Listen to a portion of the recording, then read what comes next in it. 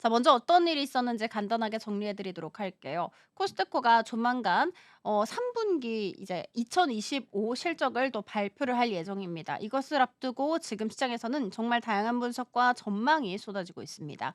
투자자들 사이에서는 좋은 실적이 나올 것이라는 기대를 함과 동시에 근데 주가가 얼마나 오를 수 있을까 하는 기대도 또 의문도 함께 나오고 있습니다. UBS에서는요, 이번 실적 발표에 대해서 이렇게 평가했습니다. 인플레이션과 관세 같은 외부 리스크에 유연하게 대처하고 있는 코스트코의 운영 능력은 높이 평가할 만하다.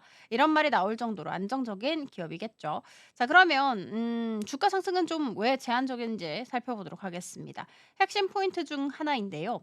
시장 분석가들에 따르면 대다수 애널리스트들이 코스트코 주식에 대해 매수 의견을 유지는 하고 있지만 정작 주가 상승 여력 자체는 크지 않을 것으로 보고 있습니다. 그 배경은 최근 들어서 코스트코의 주가가 이미 많이 오른 상태이고요.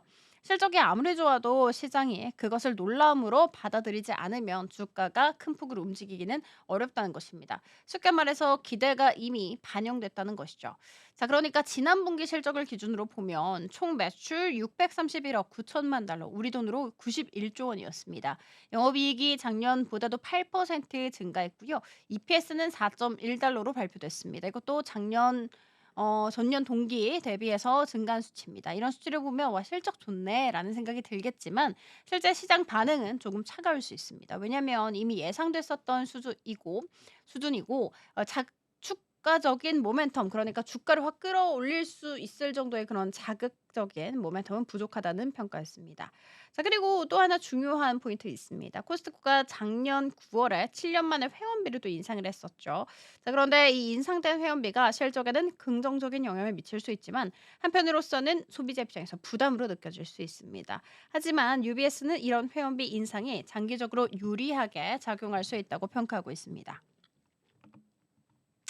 자, 고마진 가입비 수익이 향후 관세 부담을 흡수하는 데 도움이 된다는 겁니다. 즉, 회원비를 올려도 사람들이 계속 유지만 한다면 이건 아주 안정적인 수익원이 된다라는 이야기.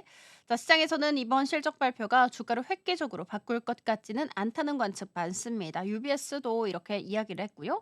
자, 하지만 그럼에도 불구하고 코스트코의 운영 역량 자체는 굉장히 긍정적으로 평가받고 있습니다.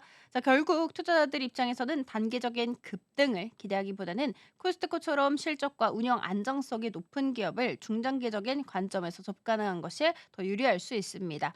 실제로 코스트코 올 들어서 한 주가가 10%가량 상승을 했는데 이게 시장 전체가 출렁이는 와중에도 굉장히 안정적인 흐름을 보여줬다는 점에서 투자자들의 신뢰가 많이 모이고 있는 상황입니다. 자, 그러면 앞으로 주목해야 하는 부문은 어떤 것일까? 이번 실적에서 회원수 증가나 매출 성장률이 시장 기대치를 얼마나 웃도는지 이 부분을 체크를 해야 될 테고요.